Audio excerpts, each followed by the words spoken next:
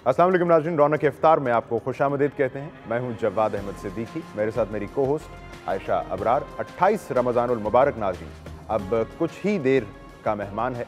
हम उम्मीद करते हैं कि अब आखिर रमज़ान में आप बरकतें और रहमतें समेटने के लिए अब ज़्यादा खुशू खुजू के साथ एहतमाम कर रहे होंगे। हमें भी अपनी दुआओं में याद रख रहे होंगे, आस पास वालों का खुसूसन ख्याल रख रहे होंगे। आज रौनक इफ्तार का बाकायदा आगाज़ करते हैं। तो आयशा, आज क्या है आपके पास बात से आगाज़ करने के लिए? जी, एक अच्छी बात है, जैसे कि काफ़ी दिनों से मैं शेयर कर रही हूँ अशफाक अहमद साहब के कोट्स, उनकी बातें।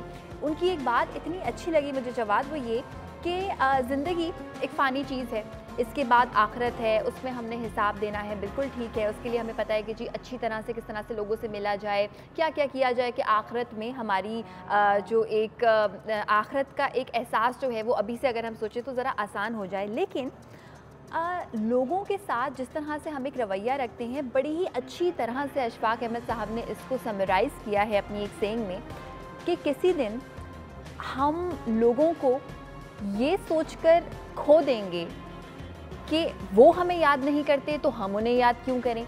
ये जो ईगो है हम में, ये जो एक अना है हम में कि अगर उसने मुझसे बात नहीं की तो मैं क्यों करूं, उसने मुझे सलाम नहीं किया। हम दो लोगों को ज़रूर बताएंगे कि उस इंसान ने हमें सलाम नहीं किया, लेकिन हम खुद उसको सलाम करने में कभी पहल नहीं करेंगे। हम ये ज़रूर सोचेंगे कि किसी इंसान ने हमें व्हाट्सएप पे रिप्लाई नहीं किया, किसी इंसान ने हमारी मेल का जवाब नहीं दिया, या किसी इंसान ने हमारे मैसेज को रीड किया लेकिन उसके बाद भी जवाब नहीं दिया, हमारे सलाम का जवाब नहीं दिया, लेकिन हम पूछने में पहल नहीं करेंगे कि मसला क्या है, या हम उससे बात करने में पहल नहीं करेंगे। तो बड़ी ज़रूरी है ये चीज़ कि over the time, over the period जितने भी दोस्त आपके रहे हैं, जितने भी जानने वाले आपके रहे हैं, जितने भी कोलीग्स आपके रहे हैं, किससे आपको किस तरह से पूरी ज़िंदगी राब्ता रखना है, ये एक बहुत ज़रूरी चीज़ है कि अगर कोई आपसे बात करना चाहे तो आप उससे बात ज़रूर करें। और कुछ रिश्ते जो कि भुलाए नहीं जा सकते, उनसे भी आप लगातार राब्ते में रहें। जी हाँ, और आयशा, ये मेरा ख्याल है ताल्लुकात जोड़ने के हवाले से जो बात है अशफाक साहब जो फरमा रहे थे, अब हम लोग इसमें हमेशा से और फ़ी ज़माना तो नाज़रीन बिलखुसूस बहुत कंजूसी से काम लेते हैं। अब हमारी जो अना है वो हमारे रिश्तों और ताल्लुकात के दरमियान एक दीवार मानंद अब हायल हो चुकी है, और हम इसी ख्वाहिश में रहते हैं कि दूसरा शख्स ये दीवार फलांग कर हमारी तरफ आए। हम उस दीवार में कोई खिड़की बनाकर उस पार देखने की, दीवार के उस जानिब जो शख्स है उससे बात करने की कोशिश ही नहीं करते हैं। और मुझे याद आ रहा है वासिफ़ अली वासिफ़ रहमतुल्लाह अलैह, उन्होंने फरमाया था कि हम इंसान अपने हालात से समझौता कर लेते हैं या कर लेने के लिए रज़ामंद होते हैं, अपने आसपास बसने वाले लोगों से समझौता करने के लिए हम तैयार नहीं होते हैं। अब सो आयशा ने अशफाक साहब की जो बात आप तक पहुँचाई, अब उसका लुब-ए-लुबाब नाज़रीन ये है कि ताल्लुकात तोड़ने में जल्दबाजी ना कीजिए। वो ताल्लुकात आपके जो तातुल का शिकार हैं, पहले जैसे नहीं हैं, उन्हें बहाल कर लीजिए, क्योंकि बज़ाहिर उनकी बहाली में सिर्फ आपकी अना हायल है। बिल्कुल। सो इस अना को अबूर कीजिए, ताल्लुक बहाल कर लीजिए, वरना खुदा न खास्ता एहतमाल ये होता है कि आपका वो कीमती ताल्लुक जिसका शायद अभी आपको एहसास नहीं है, आप हमेशा के लिए खो देंगे, खुदा न खास्ता। एब्सोल्युटली। और जवाद, इसमें एक ये भी चीज़ बहुत इंपॉर्टेंट है कि चीज़ों को खुद से अज्यूम करना बंद कर दीजिए। अगर कोई इंसान आपसे बात नहीं कर पा रहा तो उसकी बहुत सारी रीज़न्स हो सकती हैं। मे बी वो जेन्युइनली बिजी हो, मे बी वो ऐसा सोच रहा हो कि उसने आपको जवाब दे दिया है, शायद जवाब ना दिया हो, या फिर वो आपसे मिलकर कोई ख़ास बात करना चाह रहा हो। तो अगर आपको किसी से कोई शिकायत है कि जी इसने मेरे सवाल का जवाब नहीं दिया या इसने मुझसे बात नहीं की, तो अपनी उस शिकायत को बहुत ही शाइस्ता तरीके से, बहुत ही प्यार से उस इंसान तक ज़रूर पहुंचाएं। बिकॉज अक्सर ये देखा गया है जवाद के बड़े बड़े रिलेशनशिप्स में, मियाँ बीवी के रिलेशनशिप्स में, दोस्तों के रिलेशनशिप्स में, जब सुलह होती है तो आखिर में पता ये चलता है कि जो पार्टी ए थी वो ये समझ रही थी कि पार्टी बी के दिल में ये है, और पार्टी बी समझ रही थी कि पार्टी ए के दिल में ये है। यानी वो जो दोनों अफराद थे उनको ऐसा लग रहा था कि वो दोनों एक दूसरे से नाराज़ हैं, हालांकि ऐसा कुछ भी नहीं था। तो अगर आप चाहते हैं कि आपकी ज़िंदगी गुजर जाए और आप ये पछतावे में रहें कि मैंने पता नहीं कितने रिश्ते खो दिए हैं, अगर आप चाहते हैं कि आपके साथ ऐसा ना हो, तो जितने भी रिश्ते आपके पास हैं, चाहे वो कोलीग्स की फॉर्म में हैं, दोस्तों की फॉर्म में हैं, उनको रिस्पेक्ट कीजिए और उनको एंजॉय कीजिए। जी हाँ, और इसी को आगे बढ़ाते हुए नाजरीन, आज का हमारा जो मौजू होगा इंशाअल्लाह, जिस पर हम उलमा कराम से बात करेंगे। चूँकि हम अब रमज़ान के बिल्कुल इख्तिताम की जानिब, रमज़ान को रुखसत करने का लम्हा करीब आ रहा है, तो हम चाहेंगे कि हमने गुज़श्ता 28 दिनों में जो गुफ्तगू की है उसका अब एक खुलासा सा अगर पेश किया जाए तो सवाल ये उभरता है जहन में कि अल्लाह का नेक बंदा कैसे बना जाए। अल्लाह के नेक बंदे नाफरमानी नहीं करते, पाकीज़ा ज़िंदगी गुजारते हैं, इबादात और फ़राइज़ की अदायगी में बहुत ख्याल और एहतियात करते हैं। इस सब का हम आज अहाता करने की कोशिश करेंगे इंशाअल्लाह। उलमा कराम डॉक्टर हसन रिजवी और नूर रहमानी साहब भी रोज़ाना की तरह हमारे साथ होंगे। और एक ब्रेक की जानिब जब हम जाएंगे, वापसी पर हमारे शेफ़ लमान मलिक आज की इंतहाई लजीज़ रेसिपी के साथ हमारे साथ होंगे। आप रौनक इफ्तार देखते हैं।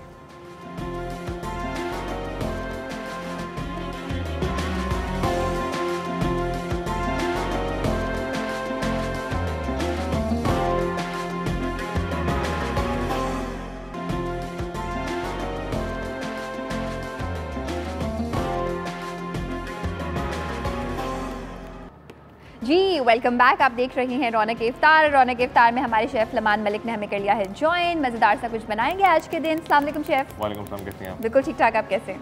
जवाद, अस्सलाम वालेकुम। कैसे जवाद? सलाम लमान, कैसे हैं? बड़ी अच्छी गुफ्तगू हो रही थी हमारी ब्रेक से पहले। जी बिल्कुल, लेकिन आयशा बीच में मुखल हो गई। क्या करें? हम चाहेंगे कि हम इस गुफ्तगू को ज़रा रेसिपी की जानिब भी ले आते हैं ताकि आज आपको बताया जाए कि हम क्या बना रहे हैं। जी शेफ़, आज हम बनाने जा रहे हैं नमकीन चिकन। ठीक है। पूरा रमज़ान हमने बहुत मसाले खाए, हमने मीठे भी खाए, लेकिन नमकीन कुछ नहीं खाया। लेकिन मेरा एक सवाल है, हमने रमज़ान में मीठा चिकन कब खाया?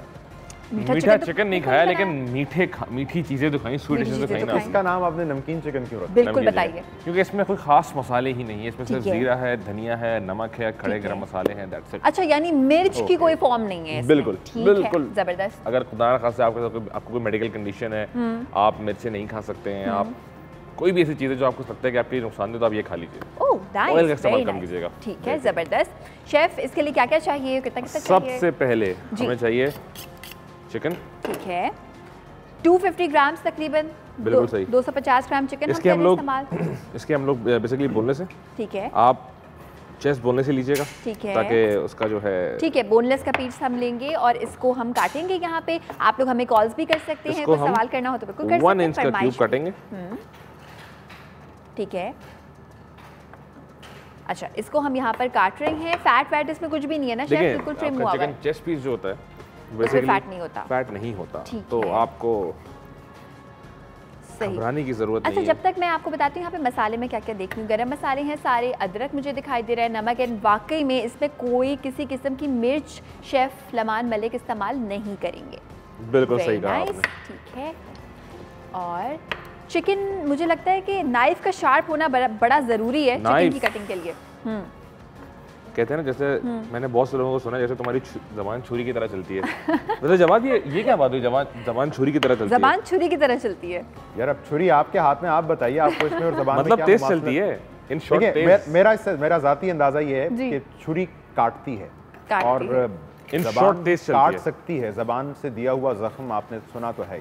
बिल्कुल। तो गालिबन जब ये कहा जाता है कि तुम्हारी ज़बान छुरी की तरह चलती है, तो उसका मतलब ये है कि वो उसी तरह काट रही है, जख्म दे रही है। बिल्कुल, मतलब आप कहते हैं कि ज़बान से आप ज़्यादा तकलीफ दे सकते हैं किसी को। ये तो हकीकत।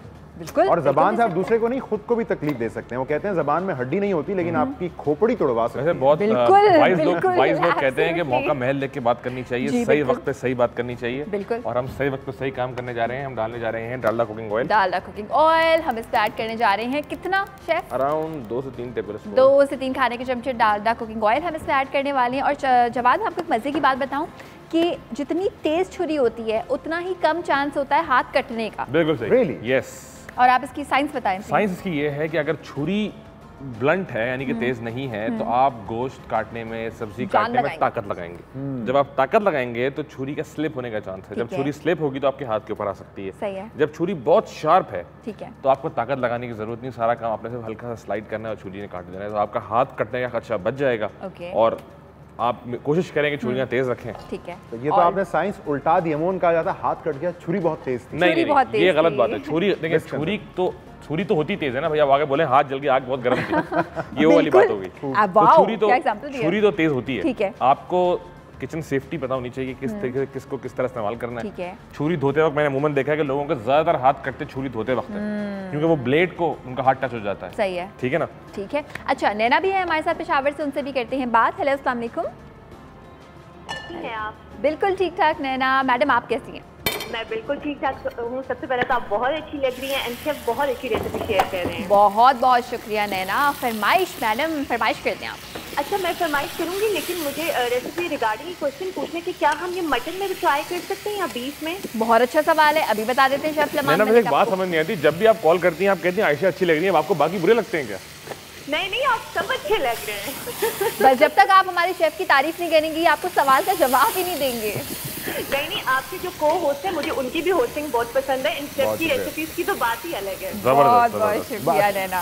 अब तो आप फौरी तौर पर बता दीजिए। अच्छा, सवाल आपका क्या था कि यही रेसिपी है मटन चिकन बीफ में बना सकते हैं? नहीं, बीफ में ना बनाएं, आप मटन में बनाएं। मटन नमकीन बना लें आप, बहुत अच्छा बनेगा। नहीं, हमें बीफ भी बनाना है। आप बीफ में बना लें, लेकिन मजा नहीं आएगा। अच्छा बताऊं आपको, अगर आप ऑथेंटिक रेसिपी की बात करें, नमकीन गोश्त का मतलब ये होता है कि सिर्फ उस पे नमक लगा हुआ है और आप कोयले पे भून के खा रहे हो। जी बिल्कुल। लेकिन हर घर के अंदर हमारे पास हर वक्त चारकोल की फैसिलिटी अवेलेबल नहीं होती, तो हम उसको दूसरे तरीके से बनाएंगे। थोड़ा सा ग्रेवी भी होगा, दही भी होगा। ठीक है, सही है। चिकन हम भूनेंगे, यानी मटन में भी बना सकते हैं। अच्छा, यहाँ पे डालडा कुकिंग ऑयल में हमने सिर्फ अभी चिकन शामिल की है और नमक शामिल किया है। अच्छा जी, अब हम इसमें ऐड करेंगे थोड़ी देर के बाद हमारे गरम मसाले। ठीक है शेफ, क्या क्या ऐड ऐड की हमने? 4 अदद छोटी इलायची, 2 अदद बड़ी इलायची, 2 अदद लौंग, ठीक है, दालचीनी, बे लीव्स यानी कि कड़ी, तेज पत्ता, तेजपात। अच्छा शेफ, एक बात बताएं, कहते हैं मर्दों के हाथ में ज्यादा जायका होता है, तो जब आप चीजें ऐसे फेंकते हैं तो ज्यादा जायका आता है या बस ऐसे हम ऐड करें? देखिए, वक्त की कमी जो है ना जी, मुझे ऐसी चीजें करने में मजबूर कर देती है। अगर मेरे पास वक्त बहुत ज्यादा होना तो मैं इसको तरीके से उठा के ऐसे करूं। सही है। लेकिन आयशा आप ये बताइए, जी यूं करने से या यूं करने से जायके पर क्या फर्क है? यही तो मैं पूछ रही थी हमारे शेफ से कि शेफ इसमें जायके का कभी कभार मुझे आयशा की जगह कुछ साइंस समझ नहीं आती। नहीं, मैं एक्चुअली कंफर्म करना चाहती थी कि अगर इससे जायके पे फर्क नहीं आता, इसका मतलब है कि आप अपने स्टाइल में इस रेसिपी को बना सकते हैं। किचन की जो जाहिरी शक्ल है उस पर जरूर फर्क आता होगा। उस पर बहुत फर्क आता है जवाद, यहाँ से लेके यहाँ तक छींटे और मसाले। देखिए मैं, आप अगर काम कर रहे हो ना, गंदा तो होगा ना किचन। मतलब आप किचन में अगर काम कर रहे हैं, पॉसिबल नहीं कि साफ है। किचन काम करें, साफ कर लें, कहानी खत्म। गंदा हो रहा है, साफ कर भी सकते हैं, काम करें और साफ करें, ऐसा कहना है शेफ लमान मलिक का। ठीक है, इसमें साबुत गरम मसाले भी हमने कर दिए। हमने इसके अंदर अब वैसे अमूमन गरम मसाले खाने के अंदर बिल्कुल एंड में ऐड करना चाहिए, वरना से खाना काला हो जाता है। क्योंकि हमने साबुत गरम मसाले ऐड किए, हमें चिकन के अंदर उनका फ्लेवर इन्फ्यूज करना है। सही है। तो इसी वजह से हमने इसको प्रॉपर तरीके से भून रहे हैं। इसके साथ चिकन हल्की सी लाइट गोल्डन हो जाएगी जैसे ही मैं इसमें ऐड करूँगा लहसुन अदरक का पेस्ट। सही है। अच्छा शेफ, ये भी बताएं कि अगर हम इस रेसिपी को मटन में बना रहे हो तो फिर मटन को ज़्यादा देर पकाना है चिकन से? नहीं, आपने मटन या तो बॉईल कर लेना है, सही है, या आपने डीप फ्राई कर लेना है। मटन जब आप डीप फ्राई करते हैं वो जल्दी गलता है बनिस्बत मटन आप बॉईल करने जाएगा। लेकिन जब आप बॉईल करने जाएं तो आप उसको पहले हाई हीट देंगे ताकि वो तेल खुलाई अपने प्रॉपर टेम्परेचर पे आ जाए। सही है। जैसे ही तेल में उबाल आ जाएगा, आपने आग हल्की कर देनी है और ऊपर ढक्कन लगा देना है। 30 मिनट के लिए आपने उसको भूल जाना है। सही है। अच्छा, और नमक ऐड करना जरूर, नमक ऐड करना भूलिएगा मत। ठीक है, ये वो सबसे मेन चीज़ है। और जवाब, मैं इस चिकन को देख रही हूँ यहाँ पे और मुझे इस बात का एहसास हो रहा है कि ज़रूरी नहीं है कि आप हर चीज़ में भर भर के मिर्चें ऐड करें, बिकॉज इसकी महक इसमें भी मज़े की आ रही है, उसकी शक्ल भी बहुत अच्छी है। बिल्कुल ऐसा ही महक तो उसकी खैर यहाँ तक आ रही है और बहुत शानदार आ रही है। अब जाहिरी शक्ल पे आप ही तबसरा कर सकती हैं, आप बराह रास्त देख रहे हैं। अच्छा, ये हमारे यहाँ पाकिस्तान में काफ़ी सारी जगहों पे मिलता भी है नमकीन गोश्त, लोग बड़े शौक से खाते हैं। मैंने खैर कभी पाकिस्तान में कहीं और जाके खाया नहीं है, मगर मैंने ये बात सुनी है कि गोश्त का फ्लेवर इतना ज़्यादा मज़े का होता है कि मसाले ना भी ऐड करें। अगर आप जाए ना पेशावर में नमक मंडी, बिल्कुल ठीक, जहाँ पे ये तमाम नमकीन खाने आपको मिलेंगे। दुम्बे की कढ़ाई मिलेगी आपको, मटन की कढ़ाई मिलेगी आपको, नमकीन कढ़ाई मिलेगी आपको, व्हाइट कढ़ाई आपको, हरी कढ़ाई आपको, लाल कढ़ाई, रंगीन कढ़ाई आपको मिलेंगी। अब मुझे बताइए इसके साथ आप क्या सजेस्ट करेंगे, किस चीज़ के साथ इसको खाया जाए? इसको साथ आप मुंह से अलावा, मतलब मुंह से तो आप खाएंगे ही, लाजमी सी बात है, आप इसको खा सकते हैं राइस के साथ, आप इसको खा सकते हैं रोटी के साथ। ठीक है, अगर रोटी ना हो तो हम इसको कांटे के साथ खा सकते हैं? फिर आप ना खाइए। ठीक है, ओके जी। यहाँ पे टाइम हुआ छोटी सी ब्रेक का, ब्रेक पर जा रहे हैं। ब्रेक से वापस आने के बाद शेफ लमान मलिक खाना भी बना रहे होंगे, आपको गेस्ट से भी मिलवाएंगे, तो जल्दी से वापस आ जाइए।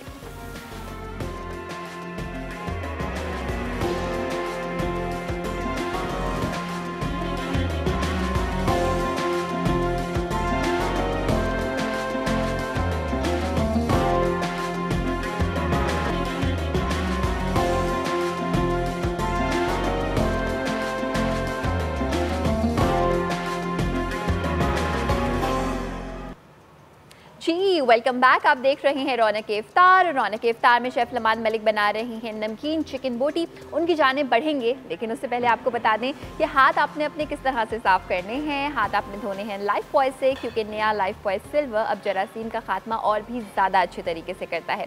शेफ़ की जानें बढ़ती हैं कि उन्होंने शायद दही इसमें ऐड किया। जी शेफ़।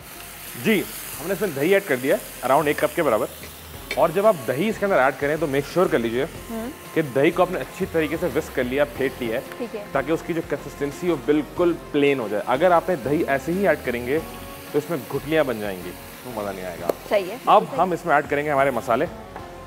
धनिया ऐड करेंगे पिसा हुआ, जीरा ऐड करेंगे, सही, थोड़ा ज़्यादा कर देते हैं जीरा, ब्लैक पेपर क्रश हुई हुई, ठीक है, और जूलियन कटी हुई अदरक ऐड करेंगे। ऑलराइट। इसको अच्छी तरीके से हिलाएंगे।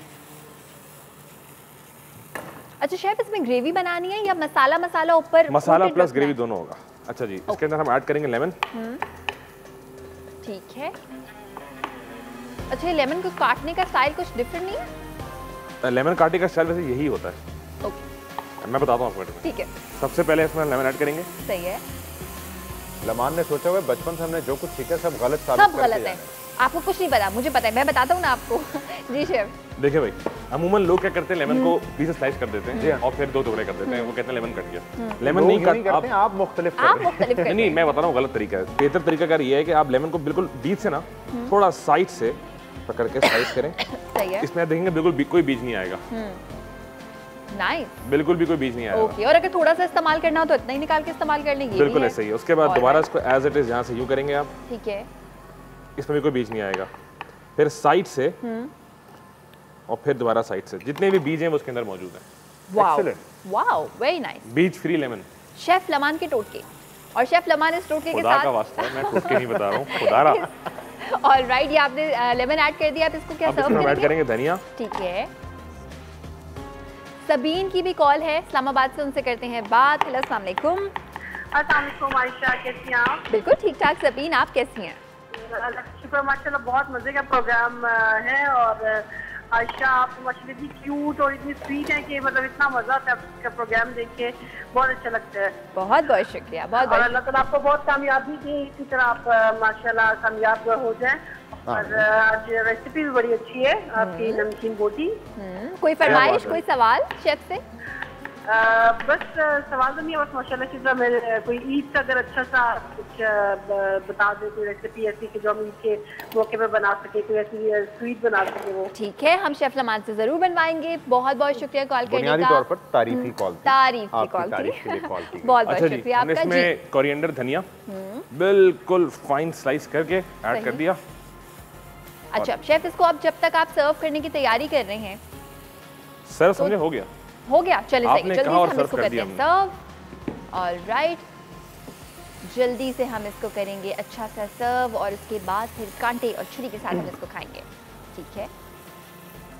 वाओ, और इसमें कोई मिर्च शामिल नहीं हुई, कोई मिर्च शामिल नहीं है।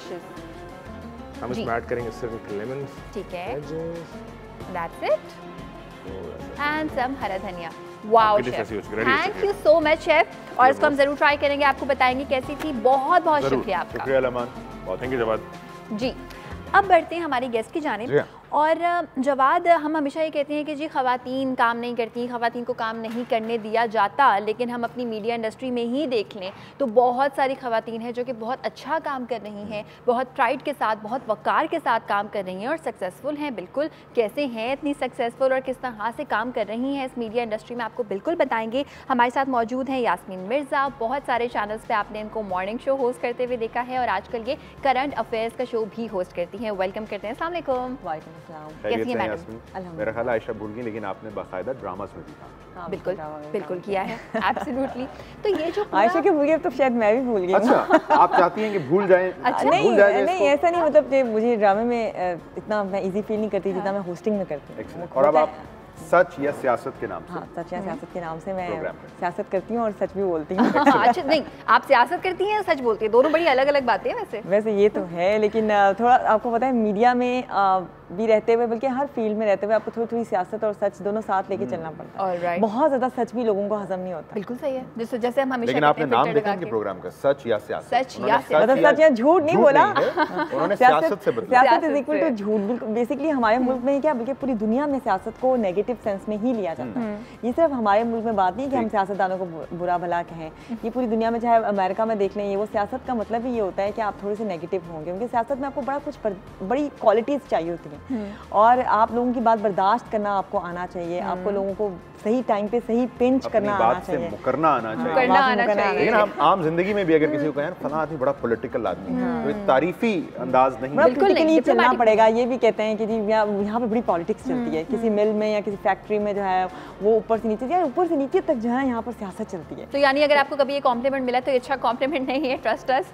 और ये बताएं यास्मीन कि मीडिया इंडस्ट्री में आप काम करती हैं, थोड़ी सी बदकिस्मती हमारी ये है, हम एक ऐसे मुल्क में रहते हैं जहाँ पर बहुत सारी ऐसी जगह भी हैं जहाँ पे औरत को काम ही करने नहीं दिया जाता है। And since you are working in media, आप सबसे पहले तो ये बताएं लोगों को, बुरी इंडस्ट्री है क्या ये?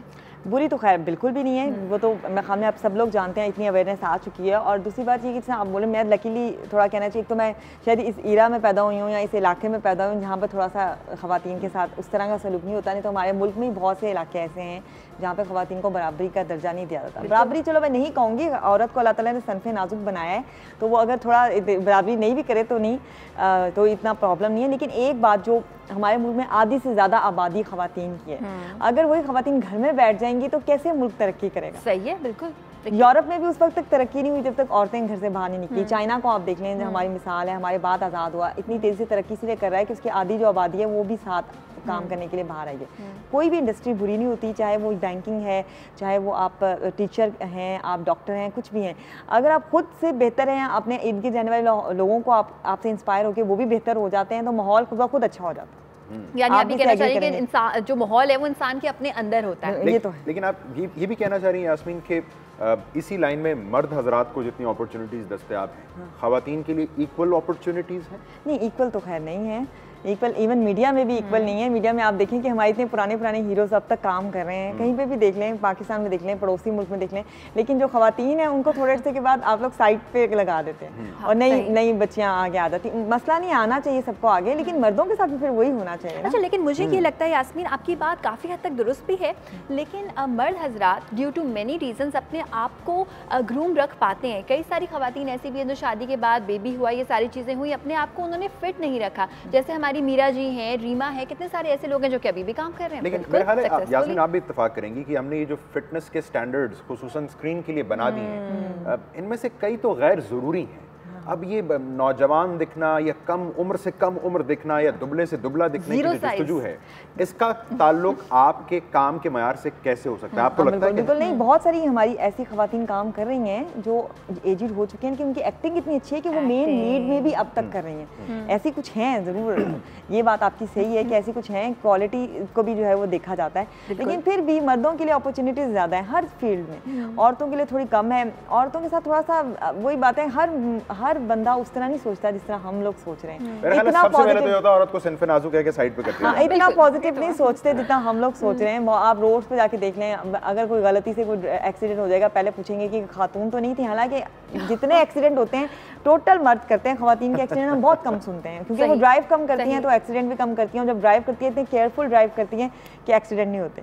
लेकिन फिर भी ये गलती की है, ये औरत होगी यकीनन आगे गाड़ी चला रही है, यार वो रश बड़ा फंसा हुआ है, किसी औरत ने गलती की होगी आगे। अच्छा, ये जब इसकी हमने बात भी की और मुझे ऐसा लगता है कि आपके रिफ्लेक्सेस बड़ा काउंट करते हैं। एक बच्चा लड़का जब नौजवान होता है, 16 साल का है, 18 साल का है, आपका लड़का हो और आप उसे बोलें अच्छा बेटा जाओ गाड़ी चला लो। लड़की अगर इतनी छोटी होगी तो अकेले उसको गाड़ी चलाने की इजाज़त नहीं मिलेगी। अब इजाज़त नहीं मिलेगी तो वो कभी सीख ही नहीं पाएगी यंग एज में, और जो भी चीज़ें आपने यंग एज में सीखी होती हैं वो आप बेहतरीन करते हैं।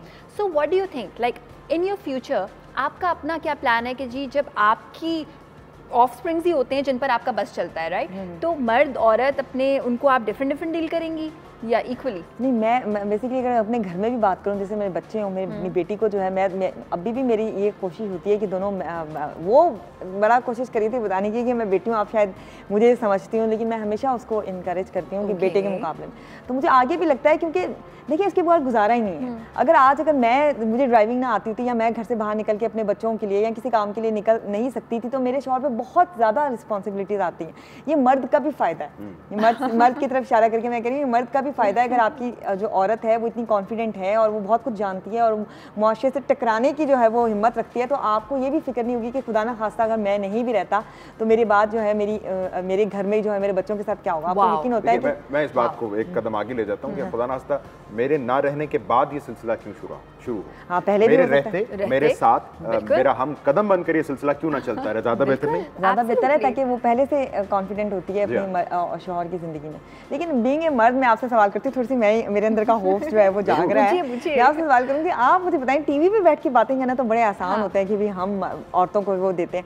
आप सच में बताएं, आप क्या इस बात के हामी हैं कि औरतों को भी उतना ही मिलना चाहिए जितना मर्दों? देखिए, टीवी पे बैठ के सबसे बड़ा फायदा हमें ये है कि हम जो कहते हैं उसे साबित करके दिखाना नहीं। लेकिन उससे कतई नज़र मेरा ख्याल है कि मैं ज़ाती तौर पर ये ज़रूर कोशिश करता हूँ कि जो मुराद और जो राइट्स मैं अपने लिए मांगता हूँ, ये तसव्वुर करता हूँ, मेरे से मुतल्लिका ख़वातीन, वो चाहे बेगम के किरदार में है, बहन के किरदार में है, उनको वही दस्तयाब हो। मैं ज़ाती तौर पर इसका कायल हूँ और इस पर कामिल ईमान रखता हूँ। इसके बारे में मुझे भी कुछ पता है, लेकिन यहाँ पे ब्रेक का टाइम हुआ है, ब्रेक पे जा रहे हैं और ब्रेक से वापस आने के बाद what ever I have noticed about my को होस्ट, इतने टाइम से हम काम कर रहे हैं तो मैं ज़रूर आप लोगों के साथ शेयर करूँगी, बिकॉज ये ज़रूरी है। एक अच्छी बात जो आपने किसी से सीखी हो वो किसी और तक पहुँचानी ज़रूरी है। एक छोटी सी ब्रेक के बाद।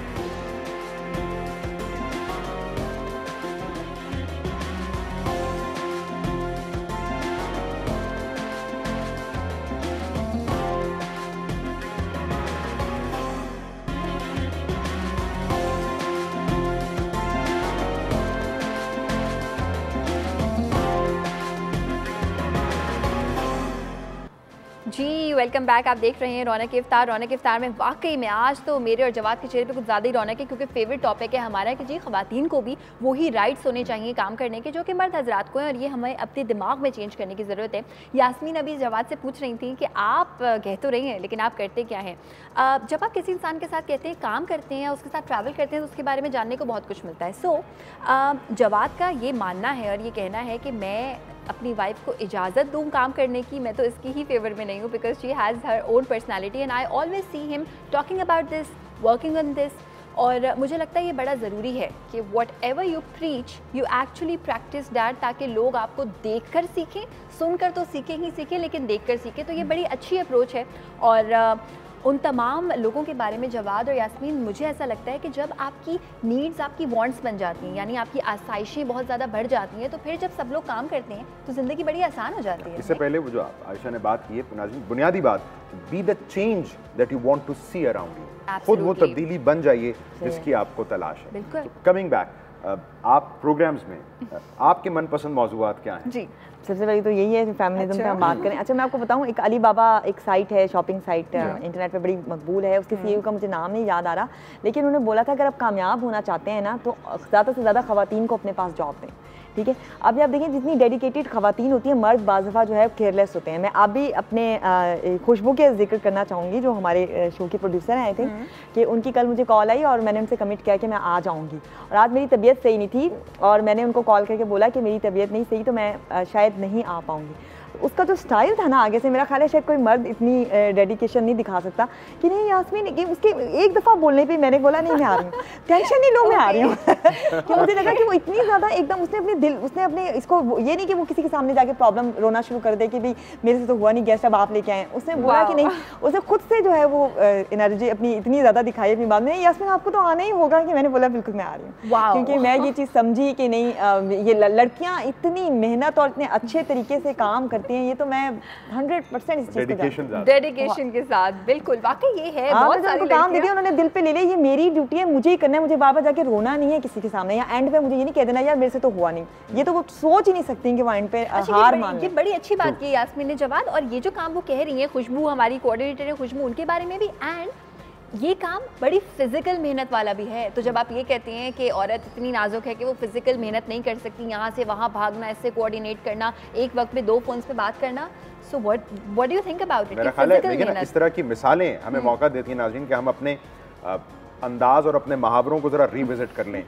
तुम तो जरा चूड़ियां पहन लो, उसने मर्दानावार मुकाबला किया। आपको मुहावरों की जरूरत है। सॉरी, मैंने आपने मुहावरा थोड़ी देर पहले जब खाना पकड़ा था बोला था कि जुबान जो है वो छुरी की तरह चलती है। जी जी जी। जुबान कैंची की तरह चलती है, छुरी की तरह तेज होती है। छुरी की तरह तेज होती है। बिल्कुल बिल्कुल सही कह रही हैं, बिल्कुल सही कह रही हैं। तो जवाब आप जरूर अपने मुहावरे जो है ना वो दोबारा रिविजिट करवा लें। बिल्कुल। इसीलिए हमें नाज़रीन अब हमने ये जो बना दिया ना कि खवातीन इज इक्वल टू जरा कमजोर, या जिसे उर्फ़े हम सिन्फ़ नाजुक कह देते हैं, मेरा ख्याल है अब इसको तब्दील करने की ज़रूरत है। खवातीन अब हर शोबे में मर्दों के बराबर, बल्कि मर्दों से कई मकामात पर बेहतर अंदाज में काम करें। बिल्कुल। और जब हमने नाजुक होने की बात की तो मैं चाहूँगी कि हम इमोशंस पे भी बात करें। एक ज़माना था जवाद, और अभी भी खैर वही ज़माना है कि जब एक औरत रोती है तो हम कहते हैं अच्छा लड़की है, औरत है, रो रही है। जब एक मर्द रोता है तो हम कहते हैं नहीं, मर्द रो नहीं सकता, मर्द को अपने इमोशंस पे कंट्रोल होना चाहिए, औरत को बेशक ना हो। बहुत कोई सीरियस बात होगी शायद इसलिए रो रहा है, मतलब ये भी मिसाल दी जाती है कि उसकी आंखों में आंसू आ गए, मतलब मर्द होने के बावजूद उसकी आंखों में आंसू आ गए। हमने मर्द हाथ उठाए तो हमारे लिए काबिल कबूल है, वो तो मर्द है, हाथ उठाएगा। मर्द बेचारा रो पड़े वो हमारे लिए काबिल कबूल नहीं। हाँ, ये लड़के नहीं रोते। बिल्कुल, लड़के रुलाते नहीं है, ये कहना चाहिए। रुलाते नहीं है, बिल्कुल प्रोटेक्शन का एलिमेंट आ जाता है। और जब हम लाइफ पार्टनर्स की बात करते हैं सो मुझे ऐसा लगता है कि बड़ा इंपॉर्टेंट है कि दोनों ही एक दूसरे का लिबास है। और लिबास का मतलब सिर्फ ये नहीं कि आप किसी के ऐब छुपाएं, बल्कि उनको प्रोटेक्ट भी करें। जिसको जिस वक्त ज़रूरत है, जिसके साथ की वो दें, इमोशनली है। Which brings us to the point, Yasmin, जैसे आप खुद भी फरमा रही थी, क्या आपकी एक तो प्रोफेशनल लाइफ, मुझे आपने एकदम इलामा एक बात बना दिया है। लेकिन हमें ये अंदाज़ा है कि आप फील्ड में जो कुछ कर रही हैं उसके बावजूद जब आप घर जाती होंगी तो आपसे एक सर्टेन किस्म की तवक्कुआत होंगी कि घर की जिम्मेदारियां हैं। तो ये ज़रूर हमें बताइए, ये बैलेंस ये कैसे आप कर पाते हैं? ये एक बहुत खौफनाक सी बात है। बता दें आप। जाहिर सी बात है, जब आप घर जाते हैं तो घर की आपकी जिम्मेदारियां हैं। अब अगर आप जॉइंट फैमिली में रहते हैं तो फिर तो समझ लें जिम्मेदारियों का पहाड़ है। आप उधर तो आप एंकर पर्सन नहीं, वहाँ पर आप एंकर पर्सन नहीं, वो कहेंगे अपनी एंकरी जो है ना वो घर से बाहर छोड़ के आओ और जब घर के अंदर आ गए। तो वो तो शुक्र है मैं जॉइंट में नहीं रहती, मैं सेपरेट ही रहती हूँ, लेकिन फिर भी घर आके आपको बच्चों का देखना पड़ता है। अच्छा, ये आपको एक एक बात बताऊँ, अगर मैं अपने घर में जितने मर्जी नौकर रख लूँ या मुलाजिम ऐसे हों जो मेरी जिम्मेदारियाँ ले लें, औरत को अल्लाह ताला ने बाय नेचर एक ऐसा दिया है कि उसके दिमाग में हर वक्त एक साथ 6-7 चीज़ें चल रही होती हैं। ऐसा नहीं होता कि वो अब यहाँ पर अगर ये बैठी हैं, आयशा बैठी हैं, तो ये सिर्फ यहाँ पर ही सोच रही नहीं। आयशा के दिमाग में बहुत कुछ इस टाइम होगा, इसका ईद का ड्रेस होगा, और ये चल रहा होगा, ब्रेक में भी चल रहा होगा, साथ साथ भी चल रहा होगा कि घर जाके क्या करना है, शाम को क्या करना है, फ्रेंड के साथ क्या करना है। ये अल्लाह ताला ने औरत को दिया। ये हम अगर जान छुड़ाना भी चाहे हम नहीं छुड़ा सकते। मैं अगर घर जाती भी हूँ, मेरे घर में 7 मुलाजिम है या 60 मुलाजिम है, तो भी मुझे पता होगा कि मेरे घर में ये काम होने वाला है, ये होना है। ये आप किसी बड़ी से बड़ी मॉडल, बड़ी से बड़ी हीरोइन को उसकी वजह ये तो नहीं है कि खवातीन को किसी और के हाथ का काम पसंद ही नहीं आता। बिल्कुल, ये भी जब खुद ना करना पड़े। आजकल आपको पता है खवातीन औरतों जो है वो मासूम की नाराजगी बर्दाश्त नहीं कर सकती, क्योंकि उनको पता है उनको खुद करना पड़ेगा। वो आप सिखा सकती हैं उनको खुद काम करने से। लेकिन ये बात से आप दोनों एग्री करेंगे कि खवातीन को मल्टीटास्किंग जो है ना वो उनका दिमाग चल रहा होता है और वो इसको लेके बिल्कुल ठीक है। बहुत शुक्रिया यास्मीन। बात मुकम्मल कर लीजिए। नहीं बिल्कुल मेरी होगी बात मुकम्मल। इतनी में मुझे होता है आयशा को समझ आ गई होगी। लेकिन आयशा वैसे जाते जाते मुझे बता दें आपके दिमाग में वाकई कुछ चल रहा है? और इसके अलावा मेरे दिमाग में ईद के कपड़ों के अलावा बहुत कुछ चल रहा था। मुझे सिर्फ ये चल रहा था कि जब मैं अपनी वालिदा को देखूंगी तो मैं उनको क्या बोलूंगी। अच्छा, घर जाने के बाद, ईद के हवाले से, कपड़ों के हवाले से, आज घर जाने के बाद या हो आज आई थिंक आपका लास्ट शो है, तो आप तो यकीनन बहुत खुशी के साथ। बिल्कुल, बस 1-2 दिन है, one of the last shows हैं। और यहाँ पर बहुत बहुत शुक्रिया यास्मीन। ट्रूली थैंकफुल और बेस्ट ऑफ लक आपकी प्रोफेशनल लाइफ के लिए। Thank you so much. मुझे भी आप दोनों से बात करके बहुत अच्छा लगा और बिल्कुल नहीं लगा कि हम फर्स्ट टाइम जो है वो बैठ के बात कर रहे हैं। Thank you so much. मेरे से तो बहुत सारे लोगों को मिलकर यही लगता है, आप लोगों को बहुत बहुत शुक्रिया। और बिल्कुल, यास्मीन से जो हमें ये मैसेज मिला है बहुत अच्छा सा, वो हमने आप तक पहुँचाया कि ख़वातीन जो हैं वो किसी से कम नहीं है। बिल्कुल, और बड़ी खुशी होती है जब हम किसी को ऐसा मैसेज पहुंचा पाएँ जो कि हम माशरे में जिसका एक चेंज देखना चाहते हैं। अच्छा, आयशा, मैं जाते थे एक बार मेरे डैड भी यकीनन मुझे टीवी पे देख रहे होंगे, मैं उनको कहना चाहती हूँ कि आई लव यू बिकॉज कि जो मैं हूँ आज मेरे डैड ने जो मुझे कॉन्फिडेंस दिया है उसकी वजह से है। तो बाप की बहुत इंपॉर्टेंस है एक बच्ची की जिंदगी में। बिल्कुल बिल्कुल। तो ब्रेक पे भी जाने का टाइम है। यास्मीन बहुत शुक्रिया। हम एक ब्रेक की जानी बढ़ते हैं नाज़रीन। वापसी पर उलमा कराम डॉक्टर हसन रिजवी साहब, मुफ्ती नूर रहमानी साहब हमारे साथ होंगे। अल्लाह का नेक बंदा जो बुनियादी जुस्तजू है ये कैसे की जाए, अल्लाह का नेक बंदा कैसे बना जाए, इस पर बात करते हैं इस ब्रेक के बाद। बिल्कुल।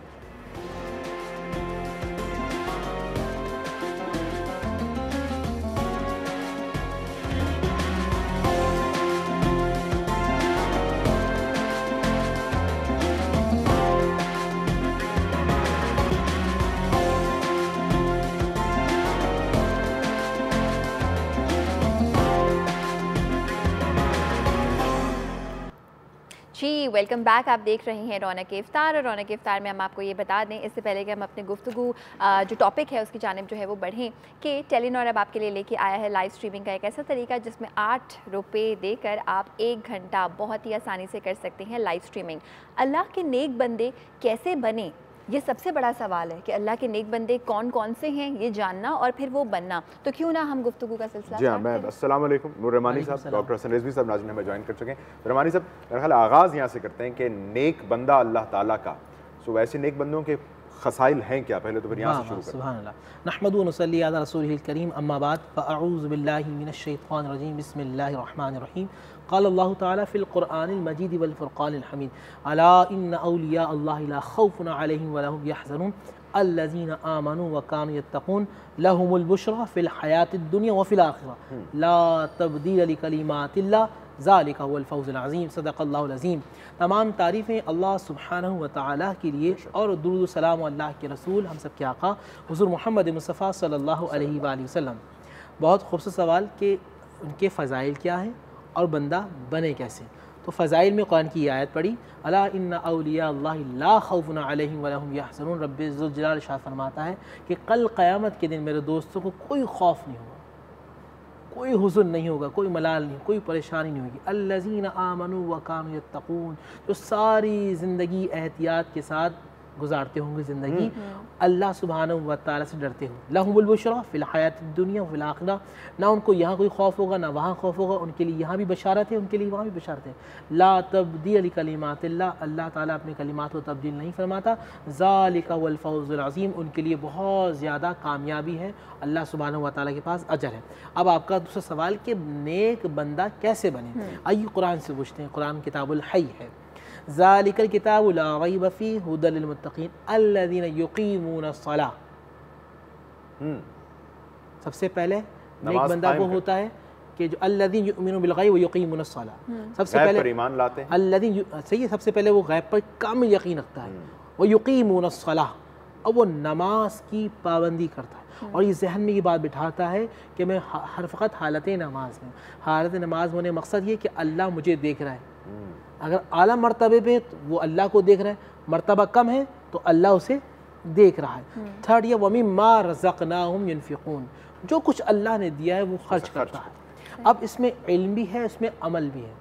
अमली बातें हैं, किसी को अच्छा मशवरा देना, किसी को कोई अच्छी बात समझा देना, या माल देना, जो अल्लाह ने आपको रिज़्क़ अता किया है बांटना। उन्ज़िला इलैक, जो अल्लाह के नबी सल्लल्लाहु अलैहि वसल्लम पर अल्लाह ने नाज़िल किया है, मिन क़ब्लिक, जो आपसे पहले किया है, उन्ज़िला इलैक, जो आप पर नाज़िल किया, उस पर कामिल यकीन हो। यहाँ ख़त्म नबूवत की बात भी होती है कि अल्लाह के नबी सल्लल्लाहु अलैहि वसल्लम से पहले तो नबी है, अल्लाह के नबी के बाद कोई नाम, ज़िल्ल नबी है, ना अक्स नबी है, ना बुरुज़ नबी है। उसके बाद वबिल आखिरति हुम यूक़िनून, आखिरत के दिन पर यकीन कामिल। अल्लाह, ये 5 खसाइल हो गए। ये खसाइल हो गए। आपकी इजाज़त से हम एक ब्रेक ले लें। हाँ। आप इनको दोहरा भी दीजिएगा। हम रिजवी साहब से भी नाज़रीन इंशाअल्लाह रहनुमाई लेते हैं कि कुरान की रूह से हमें रहमानी साहब ने बताया कि ये खसाइल हैं अल्लाह के नेक बंदों के 5, और इन खसाइल से हट कर कुरान का वो बुनियादी पैगाम हम रिजवी साहब से ज़रूर आज दोबारा मालूम करेंगे, जिस पर चलकर अल्लाह का ये नेक बंदा बना जा सकता है, ये खसाइल अपने अंदर पैदा किए जा सकते हैं। एक मुख्तसर ब्रेक की जानिब बढ़ते हैं, इसके बाद आपकी खिदमत में फिर हाजिर होंगे।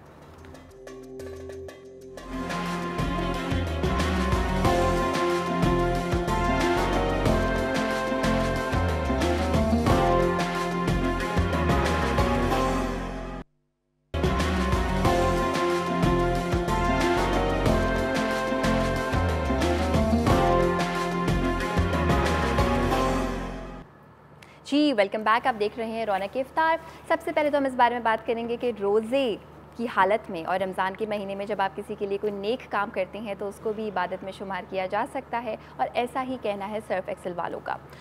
कुरान मजीद जब हम पढ़ते हैं ढेर सारे पैगामात हैं, लेकिन कुरान मजीद का बेसिक बुनियादी सबसे अहम पैगाम क्या है, जानेंगे रिजवी साहब से। जी सर। बिस्मिल्लाहिर्रहमानिर्रहीम। कुरान मजीद ने अपने पैगामात को कभी इजमाल के साथ और कभी तफसील के साथ बयान किया है। इस वजह जो मैं आपके सामने आयत पेश कर रहा हूँ उसमें तो एक ही लफ्ज़ के अंदर बयान कर दिया है पूरा पैगाम। ये भी कुरान मजीद का एजाज़ है। वो शायद फरमाया सूरह निसा की आयत है, तो मैं युति इल्लाह व रसूल फ़उलाइका मअल्लज़ीना अनअम अल्लाहु अलैहिम मिनन नबिय्यीन व सिद्दीक़ीन व शुहदाए व सालिहीन व हसुन उलाइका रफ़ीक़ा। एक ही लफ्ज़ इस्तेमाल किया है, मैं युति इल्लाह व रसूल, जो इताअत करे अल्लाह की और रसूल। बस 5 लफ्ज़ों में, जो इताअत करे अल्लाह की रसूल। इसमें यानी कुल उसमें हिदायत भी समेट दी गई। इसमें भी जो मेन लफ्ज़ है वो इताअत है। सही। अल्लाह की इताअत, इताअत भी अल्लाह की इताअत। देखिए इताअत की तो किस्में बहुत हैं, लेकिन बड़ी किस्में 2 हैं, एक अल्लाह की इताअत और एक शैतान की इताअत। सही। फरमाया अनिअबुदूनी हाज़ा सिरातुम मुस्तक़ीम। कुरान ने कहा, अल्लाह फरमाना मेरी इताअत करो, यानी अल्लाह फरमा रहा है, अल्लाह कह रहा है कि मेरी इताअत करो, ये है सिरात मुस्तक़ीम, सीधा रास्ता ये है। तो शैतान कहता है मेरी इताअत करो। शैतान की क़ुव्वत जो है वो हमारी नफसानी ख्वाहिशात है, उनको मैनिपुलेट करता है, उनको मैनिपुलेट करता है। भाई फ़लाँ को बदनाम करने के लिए चलो तोहमत लगा दो, फ़लाँ को दलील करने के लिए उसका दिल दुखा दो, उसका राज फाश कर दो, ये वो करता है। अब हर आदमी के पास चॉइस है, हर आदमी के पास चॉइस है कि वो शैतान की बात माने या रहमान की बात माने। एक कान में शैतान अपनी बात कहता है, एक कान में फरिश्ता अल्लाह की बात आम से कहता है। नबी जो हैं, फिर अक्ल, अक्ल को कहा गया है नबी बातिन। ये नबी बातिन है, ये भी नबी है, अक्ल बताने वाली बातिन है, यानी एक नबी खुला हुआ जैसे इंसान होता है नबी। वो अक्ल जो है वो नुमाइंदा है अल्लाह की, अक्ल अल्लाह की नुमाइंदा है। अक्ल वो बात कहती है जैसे हम ज़मीर कहते हैं, आम ज़माने ज़मीर कहते हैं, वो बात कहता है जो अल्लाह कहना चाहता है। और शैतान वो बात कहता है जो वो, शैतान का मकसद क्या है, किस तरीके से मैं सीधे रास्ते से हट कर और जहन्नम में चला जाऊँ, या तो जा रहा है जन्नत की तरफ, वो चाहता है मैं उधर से हट के इधर जहन्नम में चला जाऊँ, वो मुझे हटाना चाहता है। और रहमान चाहता है कि मैं सीधे रास्ते में चलूँ, वो क्या है अनिअबुदूनी, मेरी ग़ुलामी करो, मेरी इताअत करो। ग़ुलामी से मतलब इताअत। तो मतलब कहने का ये है कि दोनों बातें आपकी खबर हो जाती है इस आयत के अंदर कि कुरान का मेन पैगाम क्या है और अच्छे लोग कौन हैं, नेक लोग जो आपने कहा था ना, दोनों इस आयत में आ गए। तो मैं युति इल्लाह व रसूल, मेन पैगाम क्या है कि तुम अल्लाह और रसूल की इताअत करो, अपनी नफसानी बुरी ख्वाहिशात की इताअत न करो, शैतान की इताअत न करो। हर बात में ये देखो, जो भी काम आप करें, चाहे ज़बान से बोलें, चाहे आँख से देखें, चाहे कान से सुनें, चाहे हाथ से या पैर से, ये देखें कि ये काम अल्लाह की इताअत में हो रहा है या अल्लाह की मासियत में हो रहा है। ये अल्लाह की इताअत है ये काम या अल्लाह की नाफरमानी है ये काम।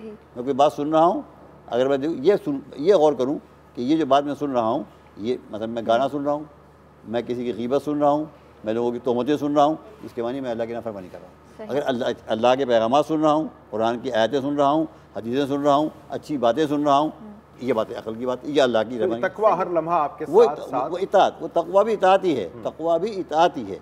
असल चीज़ जो है बस अल्लाह की इताअत। इंसान देखिए, मैं क्या हूँ, बंदा हूँ, कहते हैं बंदा, कहते हैं गुलाम। गुलाम का काम क्या है, आका की मान। गुलाम का कमाल क्या होता है, फरमाबरदारी। गुलाम का मेयार क्या होता है, सिर्फ एक कि वो मालिक साहब कितना इताअत गुजार है, बस। असल चीज़ तारीफ़ करना भी एक बात है, लेकिन तारीफ़ करना असल बात नहीं है। कोई नौकर हो मेरा, तारीफ़ करे सुबह से शाम तक मेरी, साहब क्या आप अच्छे आदमी हैं आप, और क्या काबिल आदमी हैं आप, और ये काम ना करे जो मैं उससे कहूँ तो मैं रखूँगा उसको, कभी नहीं कबूल करूँगा उसको। मतलब कहने का ये कि अल्लाह की तारीफ़ तो करी जाए, वो शुक्र है, वो अल्लाह का हक़ है, लेकिन असल चीज़ जो है वो इताअत है। असल चीज़ जो मेरी ग़ुलामी साबित होगी, मेरी बंदगी साबित होगी, मेरी वफादारी अल्लाह से साबित होगी, वो इताअत से साबित होगी। अल्लाह बुरहानी साहब, इस बात को आगे, एक तो आपने हमें 5 खसाइल से आगाह किया, अब ये खसाइल अल्लाह की तौफीक से जिसमें पैदा हो जाएं, फिर उस पर अल्लाह का इनाम किस शक्ल में होता है? बहुत अच्छा सवाल। यही जो मैंने आयतें पढ़ी हैं, इसकी अगली आयत के अंदर इस सवाल का जवाब है। मैं अक्सर कहता हूँ ना, कुरान जिंदा किताब। मैं लोगों को बताना चाहता हूँ कि वो 5 क्या ज़रूरियात चीज़ें हैं जिससे आप अल्लाह के वली, अल्लाह के दोस्त बन सकते हैं। एक तो ये कि आप गैब पर यकामिल यकीन रखेंगे, ठीक है, सूरह बकरा की इब्तदाई आयत के अंदर नमाज की पाबंदी रखेंगे। थर्ड ये कि आपको जो अल्लाह ने आपको दिया हुआ था, आप लोगों में अता करेंगे।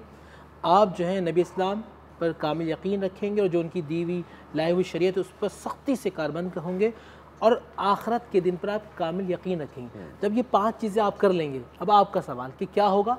कुरान कहता है उलाइका अला हुदम मिन रब्बिहिम व उलाइका हुमुल मुफ्लिहून, ये हिदायत वाले हैं और ये फलाह पाने वाले हैं, ये कामयाब हैं। फ़ाइज़ून का लफ्ज़ भी कुरान मजीद फ़ुरक़ान हमीद में आता है, वो भी कामयाबी के लिए। मगर मुफ्लिहून का लफ्ज़ इंतहाई बुलंदी पर आता है कि ये इंतहाई बुलंदी के कामयाब हैं, फलाह पा गए, फलाह पा चुके हैं, ये कामयाब भी हो चुके हैं, ये कामरान भी हो चुके हैं। परफेक्ट। हाँ, अब हमें करना क्या है, हमें ये करना है कि इन चीज़ों को अपनाना है, अपनी ज़िंदगी में नाफिज करना है और नेक लोगों के साथ बैठना है। वस्बिर नफ्सका मअल्लज़ीना यदऊन रब्बहुम बिलग़दाति वल अशी, अल्लाह फरमाता है अपने आप को रोक के रखो नेक लोगों के साथ। हदीस रसूल में आता है, मिसाल नेक लोगों की क्या है कि आप किसी ईतर वाले के पास, आप परफ्यूम वाले के पास जाते हैं, आप परफ्यूम नहीं भी ख़रीदते मगर उसके पास कुछ अरसा लगाते हैं, रुकते हैं अपने पास, तो जो खुशबू होती है वो आपके कपड़ों में रच बस जाती है। आपका क्या ख्याल, अगर हम इफ्तार के बाद इंशाअल्लाह यहीं से इस बात को बिल्कुल करेंगे, इन्हीं खुशबुओं को लेके चलेंगे, मुअत्तर जिक्र को आगे बढ़ाएंगे। नाज़रीन, इस वक्त इफ्तार है कराची में, अब से चंद लम्हों में एक ब्रेक की जानिब हम बढ़ रहे हैं, उसके बाद आपकी खिदमत फिर हाजिर होते हैं। रहमानी साहब अपनी गुफ्तगू इंशाअल्लाह मुकम्मल करें। इंशाअल्लाह।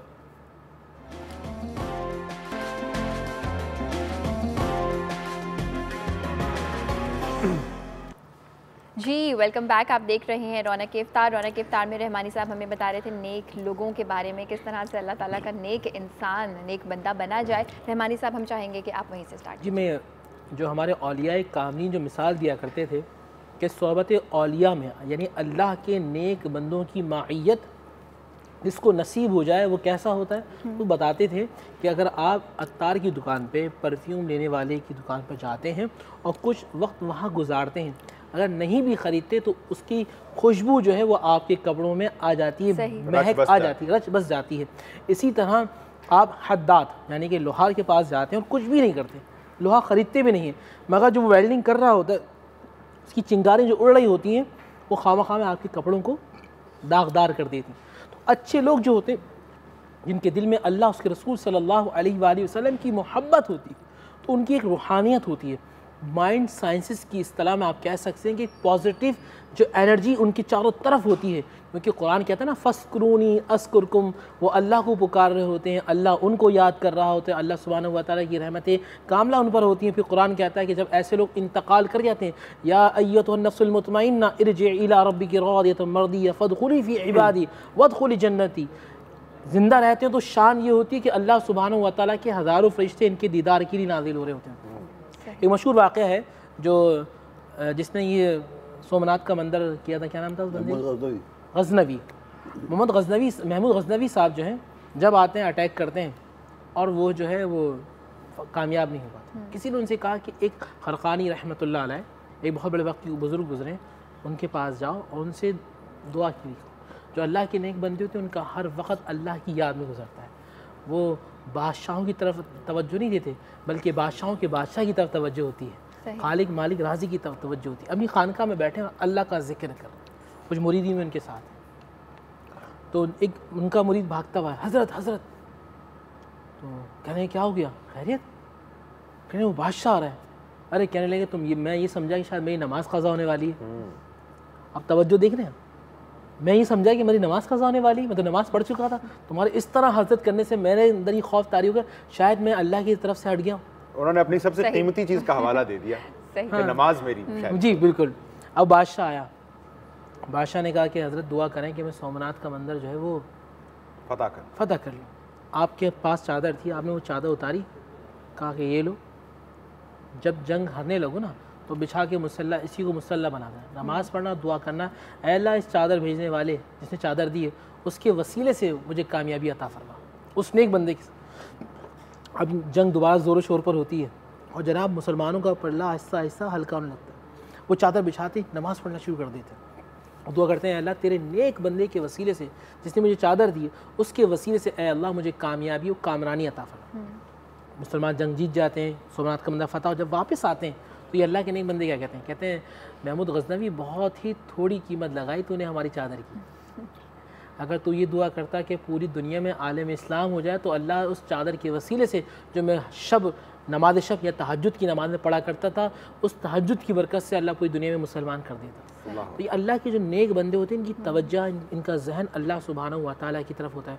हुज़ूर गौस पाक रहमतुल्लाह अलैह, सलासिल कादरिया की सलासिल चिश्त के ख्वाजा गरीब नवाज़ रहमतुल्लाह अलैह, पाकिस्तान के अंदर बाबा फ़रीद रहमतुल्लाह अलैह, दिल्ली के अंदर ख्वाजा निज़ामुद्दीन औलिया रहमतुल्लाह अलैह, इस तरह सिलसिला सोहरवर्दी शेख शहाबुद्दीन उमर सोहरवर्दी रहमतुल्लाह अलैह, बहुत सारे मुख्तलिफ बुज़ुर्ग हैं। इंशाअल्लाह कभी वक्त मिलेगा तो इनके छोटे छोटे वाक़यात। अल्लाह ताला के ये नेक लोग हैं कौन, पहचान क्या है, शनाख्त क्या है? बिस्मिल्लाहिर्रहमानिर्रहीम। कुरान मजीद ने 4 बताए हैं किस्में नेक लोगों की, बड़ी बड़ी। इसी आयत में सूरह निसा की, तो मैं युतिइल्लाह व रसूल फ़उलाइक मअल्लज़ीना अनअम अल्लाहु अलैहिम, जो लोग अल्लाह और रसूल की इताअत करते हैं वो हमेशा उन लोगों के साथ रहेंगे जो साहिबान नेमत हैं, जो नेमतों के लिए पैदा किए गए हैं और नेमतें उनके लिए पैदा की गई हैं। अब ये कौन है? मिनस सिद्दीक़ीन व शुहदाए, मिनन नबिय्यीन, पहले मिनन नबिय्यीन व सिद्दीक़ीन व शुहदाए व सालिहीन, ये 4 है किस्में। फर्स्ट नबिय्यीन, प्रॉफिट्स, ये वो लोग हैं जिनका डायरेक्ट अल्लाह से ताल्लुक़ होता है, वही का डायरेक्ट, यानी जो सरचश्मा होते हैं हिदायत का, जो मरकज़ होते हैं पूरी कायनात का, अल्लाह उसके ज़रिए से पूरी कायनात को कंट्रोल करता है। तो ये है अम्बिया नबी, सारी नेकियां उनसे ही शुरू होती हैं क्योंकि वो सिखाते हैं नेकियां, बिल्कुल नेकियों के वो बादशाह होते हैं।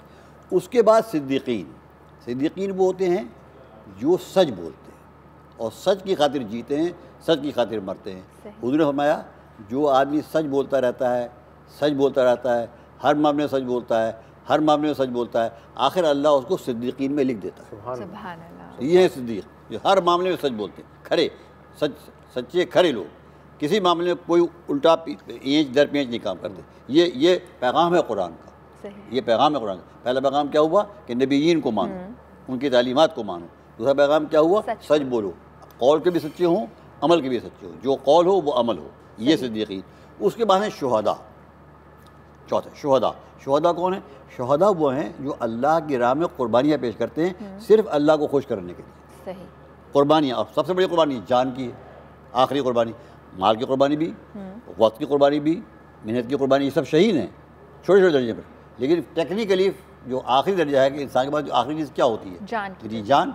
जब मैंने वही अल्लाह की राह में पेश कर दी तो ये शहादत का आखिरी दर्जा है, ये शहीद हैं। ये इससे क्या सबक मिला हमको कुरान से? कुर्बानी। भाई आप औरों के लिए कुछ करें ना, लन तनालुल बिर्रा हत्ता तुनफिकू मिम्मा तुहिब्बून, जब तक तुम उसमें से कुछ खर्च नहीं करोगे जिससे तुम मोहब्बत करते हो, तुम नेकी तक नहीं पहुँच सकते।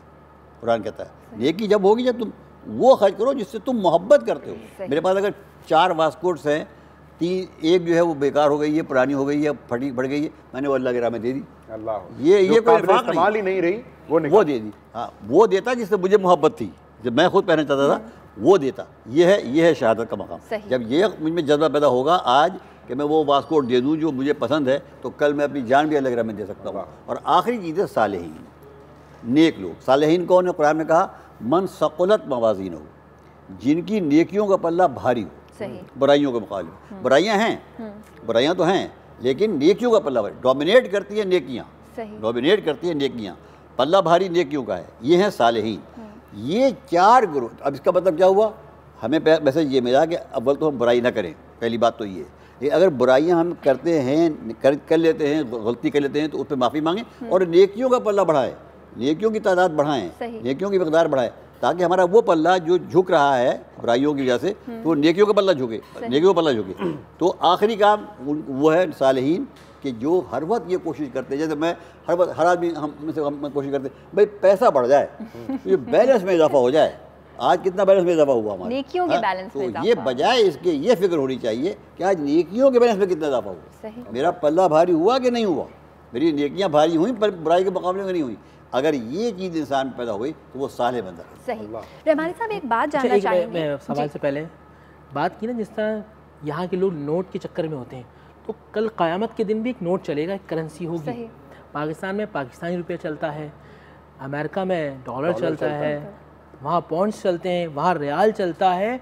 तो कल जन्नत में जो करेंसी चलेगी, उससे पहले जहाँ हशर में हमारा मैदान में होगा वहाँ करेंसी चलेगी, वो होगी नेकियों की करेंसी। बिल्कुल। और उस बैंक के अंदर सब चीज़ें जमा हो रही हैं। तो यहाँ की जितनी करेंसी की फ़िक्र है, जो हमारा आखिरी घर है, जो असल वबिल आखिरती हुम यूक़िनून, हम जरा वहाँ भी और बिल भी होगा, अमालनामा में बिल होगा।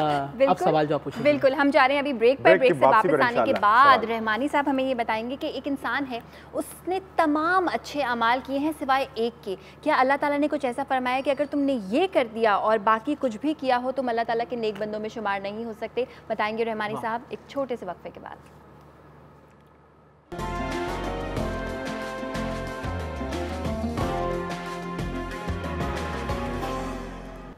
Welcome back. आप देख रहे हैं रौनक इफ्तार। अल्लाह ताला के नेक बंदों के बारे में बात कर रहे हैं। एक इंसान है जिसमें तमाम वो अमाल वो करता है जो कि अच्छे हैं सिवाय एक के। क्या इसके बारे में अल्लाह ताला ने कुछ फरमाया है कि बस अगर तुम ये काम करोगे तो तुम मेरे नेक बंदों में शामिल नहीं हो सकते? रहमानी साहब बताइए। बहुत अच्छा। बिस्मिल्लाहिर्रहमानिर्रहीम। हमें हदीस के तहत ये बात मिलती है कि अल्लाह सुब्हानहू व तआला शब क़दर में हर किसी की बख्शिश फरमाता है, हर किसी पे अपनी नज़र रहमत डालता है सिवाय चंद के। कौन? कि जो अल्लाह सुब्हानहू व तआला के साथ किसी को शरीक करता हो। सही। ये काम कर लिया उसकी सारी नेकियां बर्बाद। सेकंड पर वालिदैन का नाफरमान। सही। वालिदैन का नाफरमान होगा, सारी रात सजदे में हो, सारा दिन क़याम में हो, रोज़े की हालत में हो, कल क़यामत के दिन अल्लाह उसके मुंह पे नेकियां मार देगा। थर्ड वो कि जो हसद रखता होगा और यानी कि बहुतानबाजी चुगली इसका मशगला होगा। सही। आदि शराबी जानी। सही। उनमें से वो लोग जो नाप तोल में कमी करते हो कि वो लोग हैं कि अल्लाह सुब्हानहू व तआला की नेक बंदे नहीं बन सकते जब तक कुरान ने हमें और बात बताई, क़द अफ़लह मन ज़क्का। कामयाब हुआ कि जिसने अपने नफ्स को पाकीज़ा कर लिया। सही। और जिसके अंदर नफ्स में ही गंदगी रहती है वो कभी पाकीज़ा नहीं हो सकता। नफ्स को पाकीज़ा कैसे कर सकते हैं? आसान मिसाल, आप में जो है ना वायरस है तो इनको एंटीवायरस कैसे करेंगे? सबसे पहले तो अल्लाह की याद जो ज़िक्र के साथ हो, फ़िक्र भी उसमें शामिल हो। हम ज़बान से कह रहे हैं मगर फ़िक्र में नहीं है। मिसाल के तौर पे धोबी ये कहे कि मैंने कपड़ा धो लिया ज़बान से और पानी इस्तेमाल ना करे तो कभी धुलेगा नहीं। तो तौबा इस्तग़फ़ार करने के साथ जो हमारे रज़ाइल हैं, जो बुराइयाँ, उसको निकालना होगी, जब जाके अल्लाह की रहमत हमारे करीब आएगी और हम अल्लाह के नेक बंदों में शामिल हो जाएंगे। बहुत मुबारक रात है आज की। आज जो है आखिरी ताक रात है। आज हमें अपना एहतसाब करना है कि अगर हमने 28 दिन गुजारे हैं और हम नहीं पा सके तो आज आखिरी मौका है। आपको नेक बंदों में शामिल होना है। गुनाहों से तौबा इस्तग़फ़ार कीजिए, अल्लाह की तरफ रुजू कीजिए, अपनी नमाज़ें जो क़ज़ा हो चुकी हैं उसकी अदायगी कीजिए, अल्लाह सुब्हानहू व तआला की तारीफ़ बयान कीजिए। अल्लाह को अपनी तारीफ़ सुनना बड़ा पसंद है। अल्लाह की तारीफ़ बयान करें और अपने गुनाहों पर निदामत कीजिए। जो कर चुके हैं वो छोड़ दीजिए। आज की रात कहें परवरदिगार जो कुछ ज़िंदगी में हुआ ऐ अल्लाह उसे माफ़ फरमा दे। यकीन जानिए जब आपकी सच्ची नीयत होगी, आपकी ज़िंदगी में जो 60 साल 50 साल 30 साल 20 साल जो गुजरे अल्लाह सुब्हानहू व तआला उसको माफ़ फरमा देगा और आप पाक साफ़ होकर अल्लाह के नेक बंदों में शामिल हो जाएंगे। रिज़वी साहब, वालिदैन के नाफरमान रहे हैं या ऐसा कोई काम किया है जैसे कि अभी रहमानी साहब ने भी अर्ज़ किया और फिर दिल से इस्तग़फ़ार कर ली तो अल्लाह के नेक बंदों में शुमार हो सकते हैं? कॉलर पे शामिल कर लूं फिर आप जवाब दीजिएगा। जी अस्सलाम वालेकुम। जी सर, कौन बात कर रहे हैं, कहाँ से? मैं जमील बात कर रहा हूँ कराची से। मुझे मुफ्ती साहब से एक मसला मालूम करना है। बिल्कुल पूछिए। मुफ्ती साहब क्या फरमाते हैं उलमाए कराम इस मसले पर कि ज़कात की अदायगी के लिए हम जिसे ज़कात अदा कर रहे हैं क्या उसे बताना ज़रूरी है कि ये ज़कात की रकम है? जैसे फॉर एग्जांपल मैं किसी को ईदी के तौर पर दे दूं कि ईदी मैंने दिया और उस पे मेरा ज़कात अदा हो जाएगा? ठीक है, बहुत बहुत शुक्रिया आपके सवाल का। जी सर, रहमानी साहब। इसमें भाई एक बात याद रखिए, इसमें तमलीक शर्त है। तमलीक कहते हैं ऑनरशिप। जिसको आप ज़कात दे रहे हैं उसकी ऑनरशिप होना ज़रूरी है। आपने किसी को कोई चीज़ दिया, उसके पास पहुँच गया, आपने ऑनरशिप में दे दिया, ये बहुत अच्छा है। कभी कभी ये मसला आता है, लोग हमसे पूछते हैं कि हज़रत हमारा छोटा भाई या हमारा बड़ा भाई बहुत ज़्यादा मुस्तहिक है, अगर मैं ये कहूँ कि ये ज़कात के पैसे हैं तो उसका दिल टूट जाएगा, इसमें इस्लाम क्या कहता है? तो मैं कहता हूँ इस्लाम हमेशा वो बात ही नहीं करता है किसी का दिल टूटे। इस्लाम तो दिलों को जोड़ने के लिए आया है, इस्लाम तोड़ने के लिए नहीं आया। हाँ, आप उसको जहन में रखें कि ये ज़कात के पैसे हैं और मैं इसको तमलीक कर रहा हूँ और ना ही बताते और दे दें, ये बहुत अच्छा है। इसकी तायद मैं हुजूर की हदीस से करता हूँ। हुजूर के मुत्तफ़क़ अलैह हदीस है, आपने फरमाया अल आमालु बिन्नियात, अमल का दारोमदार नीयत पर होता है। आप उससे कुछ भी ना कहें, आप तो कहें ये तोहफा है, पेश कर रहा हूँ आपकी खिदमत में, ख़त्म हो मसला। जो नीयत आप करेंगे वो अल्लाह को मालूम है आप किस नीयत से कर रहे हैं। तो मुख्तसरन ये कि बताना ज़रूरी है, कोई कदर ज़रूरी, कदर ज़रूरी। और लोग जब बताते हैं ना, ये बड़ा ये दिल भी टूट जाता है। ये ज़कात के कुछ लोग होते हैं सफ़ेद पोश, वाइट पोश जिन्हें हम कहते हैं, सफ़ेद के यही कहते हैं ना, सफ़ेद पोश, सफ़ेद पोश जो अपने भरम में जो जिन्होंने मामला छुपाया हुआ है, उनका मामला सिर्फ अल्लाह के सामने है। रात में सिर्फ अल्लाह से बातें करते हैं, वो किसी को कुछ नहीं बताते। उनको जब ये कहते हैं कि भाई हम जानते हैं तुम्हारी हालत क्या, और उनको जब ज़कात के पैसे देते हैं ना, तो फिर दिल हाँ जलील करना हो गया। अच्छा सवाल क्या कर रहे हैं?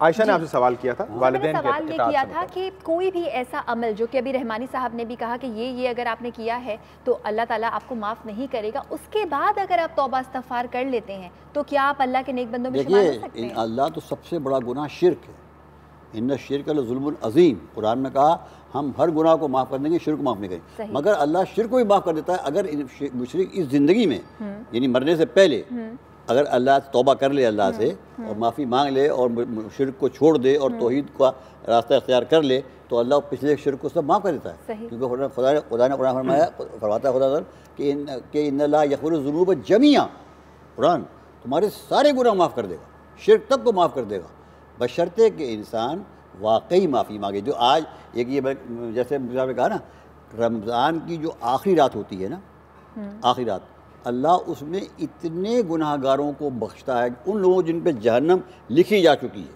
जिन पे जहन्नम लिखी जा चुकी है। पूरे रमज़ान में जितनों को माफ़ किया होता है ना, पूरे रमज़ान में अल्लाह ने जितनों को माफ़ किया होता है ना, वो सिर्फ आखिरी रात में उतने को माफ़ करता है। आखिरी रात में उतने जितने पूरे रमज़ान में माफ़ हुए हैं, जिन पर जहन्नम लिखी जा चुकी है।